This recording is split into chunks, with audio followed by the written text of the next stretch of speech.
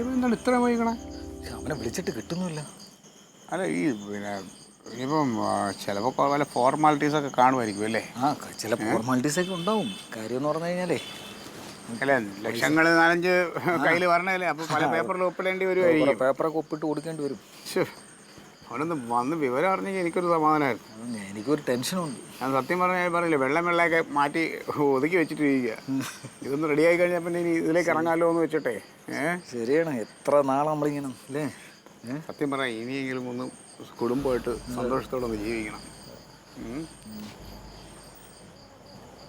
അതാരുടെ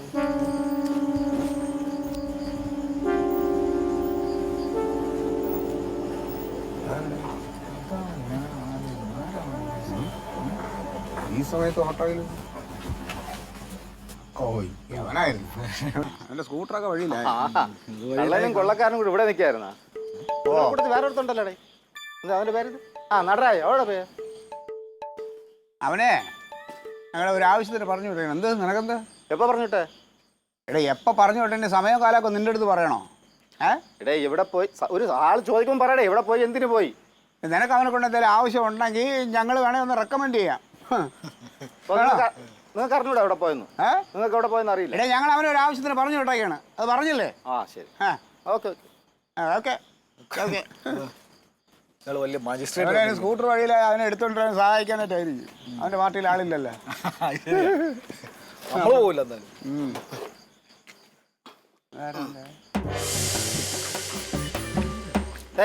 ഇതാണേ നിന്റെ ഇപ്പൊ പോയ നടരേ. ദുഷ്ടത്തരം കാണിക്കലടാ. എന്തോ പ്രശ്നം? എന്തോ പ്രശ്നം? നിന്റെ ഭർത്താവിനോട് ചോദിച്ചോ. നിക്കല്ലേ മല പോലെ. എനിക്കൊന്നും അറിഞ്ഞൂടാ. നിനക്ക് അറിഞ്ഞൂടെ? തങ്കം, ഇന്ന് രാവിലെ പത്രത്തിൽ ഒരു വാർത്ത വന്നില്ലേ? എന്ത് വാർത്ത? ഈ മാവോയിസ്റ്റുകൾ കീഴടങ്ങിയാലേ 5 ലക്ഷം രൂപയും സർക്കാർ ജോലിയും കൊടുക്കുന്നു. അത് കേട്ടിട്ട് ഈ 2 ദുഷ്ടന്മാരും കൂടെ ചേർന്ന്, ആ പാഷാണത്ത് കൃമി അവനും യവനും കൂടെ ചേർന്ന് യവനെ പറഞ്ഞു വെച്ചിരിക്കണം അവിടെ മാവോയിസ്റ്റ് ആയിട്ട് പൈസ മേടിക്കാൻ. അല്ല, അതിനെന്തിനാ ഇങ്ങനെ തല്ലിച്ചതച്ചത് നടരാജന്? തല്ലിച്ചത് ഗവൺമെന്റിനെ കബളിപ്പിച്ചെന്ന് പറഞ്ഞ് പോലീസുകാരന്മാർ എടുത്തിട്ട് വേർത്തിയാ പെരുമാറി. ഈ കർത്താവിനാണോ? എനിക്കൊന്നും അറിയില്ലേ. അതൊന്നും അറിയില്ല.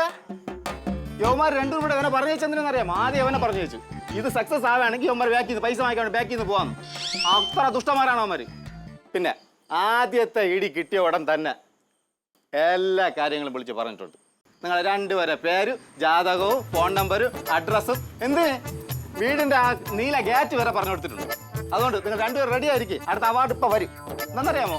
മാമിയാർ വീട്ടിൽ നിന്ന് ഒരു വണ്ടി ഇപ്പൊ 2 പേർക്കും പോവാ സുഖമായിട്ട് കേട്ടാ.